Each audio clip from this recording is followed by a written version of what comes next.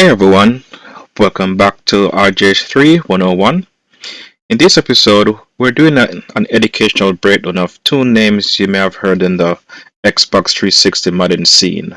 Myten, which is an XEX file that runs on the console, and the MyeTool, which runs on your PC.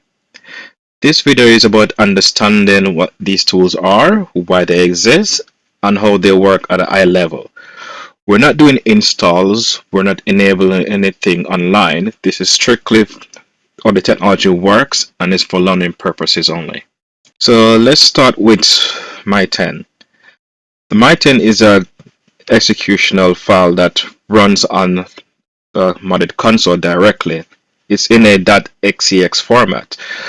Because of that, it only works on modified consoles such as RGH3, JTAG, and so on. Retail consoles simply can't run unsigned code, as what we know, so this won't work on retail console. Functionally, Myten behaves like an in-game modded menu. Once launched, it can interact with a running game while it's already loaded. On the PC side, we have the MyeTool. Pronunciation may differ from people. This is a standard Windows application, so it runs as a normal execution of files on your computer. Instead of running mods directly on the console, the MyeTool acts more like a management and configuration tool. Think of it as a control dashboard. You make selection on the PC, and those settings are communicated to the console and take effect. So you may wonder why those tools like this exist at all. The main reason is experimentation and understanding.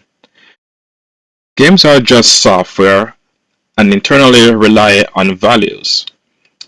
Things like health, ammo, speed, game timer, and flags. Tools like Myten and MyeTool exist to make easy and observe and modify those values without manually reverse engineering the game. So whatever changes you make on the PC side, it takes effect in real time on the console so you can see the changes and what actually happening. So how does this work exactly? Here's what's happening on the console side with Myten. The .xex file launches on the Xbox, usually alongside or after a game launches. Once active, Myten hooks into your game's memory space and provides an on-screen menu. When options are toggled, it changes values in real time, meaning the game reacts instantly without modifying the game files. Well, on the PC side, the MyeTools angle things kind of differently. It runs entirely on the PC and focuses on setup and automation. You select the game, choose available features, and the MyeTool handles the communication between the PC and your Xbox console. This turns complex memory interaction into a menu-driven process. So, when these tools are active, the console itself is still doing what it would normally do, run a game. The difference is that certain values are overwritten or adjusted in memory while the game is running, because this depends on the unsigned code and the memory access. It only works on modded console. So this tool works similar to how a trainer will work. So when you change values in the trainer itself, it changes in real time on the game that you're playing. So on the PC side, there's nothing persistent or permanent happening. MyeTool doesn't modify Windows or install system level changes. It simply acts as an interface, then steps out of the way once the console games are running. So it doesn't modify any files or anything on your PC itself. It just basically acts as a mediator between your console and the PC itself. So let's go in a little bit deeper. Let's zoom in technically. Myten relies on memory hooking and patching. It targets specific memory addresses, often called offset, and modifies these values the game checks during runtime. These offsets are game specific, which are mod menus are tied in to particular titles. So while the game is running, what this tool does, it it targets different memory offsets. So different memory offset may be for either how much life you have, your life bar, how much hammer you have, the armor you're wearing. So depends on the type of game.